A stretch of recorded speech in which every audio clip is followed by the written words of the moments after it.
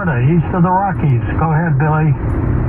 Hi, I was just calling to tell you about a Japanese ace in World War II named Saburo Sakai.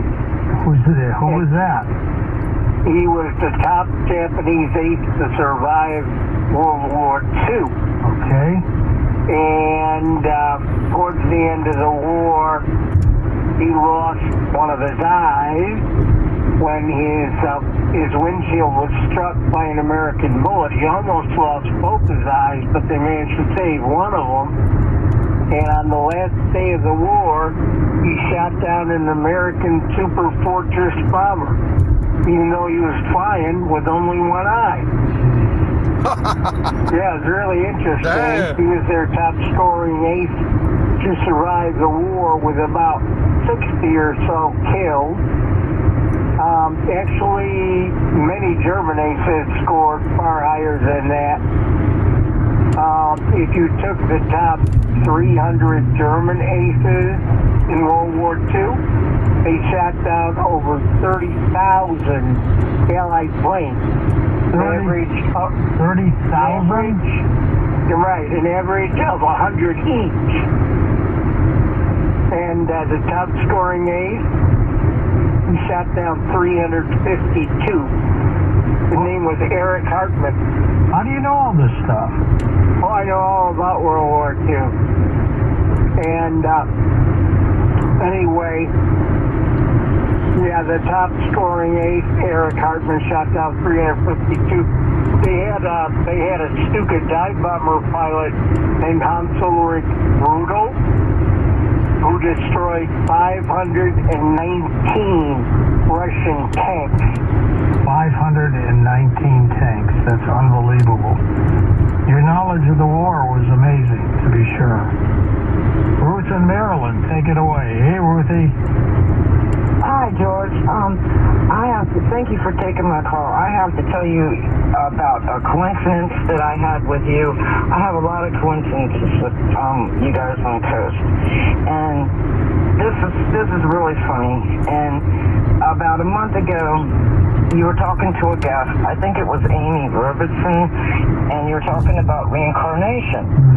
And you asked her if you could have been something else in another life.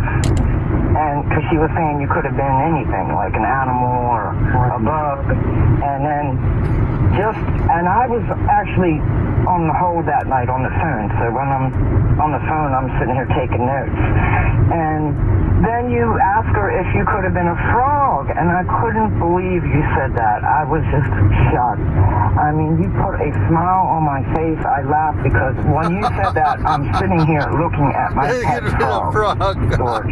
You have pet frogs? Yes, they're very cute. They're African frogs. They're really tiny little frogs. They're little ones. About the size of a goldfish. They're water frogs. They don't come out of the water at all. And I was literally, looking at them while you said frog, and I was like, whoa, So, and I was thinking, boy, if you were one of my frogs, you'd have a pretty good life. Because I just moved them into a bigger place, so it's like a little penthouse for them now. And been feeding them good, so they're getting a little chubby. How many little frogs do you have? Just two. Their names are Otto and Fred. So the next frog I get, I'm going to name it George after you. Oh, thanks. Ribbit. And guess what? I got a turtle now, and I named him Tommy. You can tell Tommy I named him after him.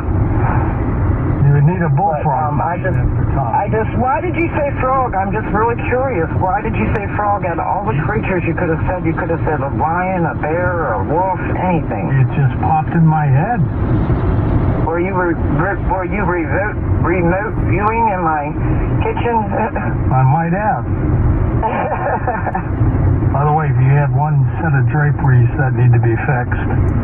But isn't that pretty neat though? I mean, I just wanted to tell you about that. I had to wait to open mine so I could tell you about that. But it was just a real coincidence. And like I said, we don't believe in coincidences. So I used to raise frogs as a little kid.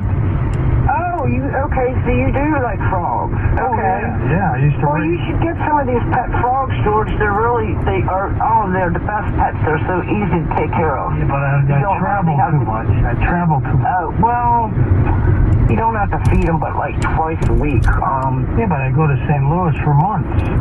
Oh, yeah, okay. Yeah, I guess so. But, well, maybe get some for one of your grandchildren or something.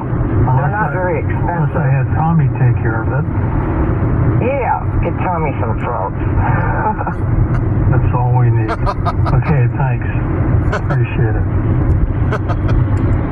We've got Connie Willis is going to do the show tomorrow, and I'll be back on Sunday, by the way, with emerging artists and a couple guests, and then we'll get your week going. We've got a whole bunch of stuff happening on Coast to Coast AM. We're going to come back in a moment and continue with open lines. So those of you on hold, just hang where you are.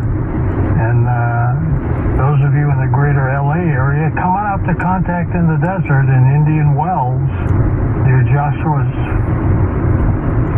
Springs and Joshua Tree.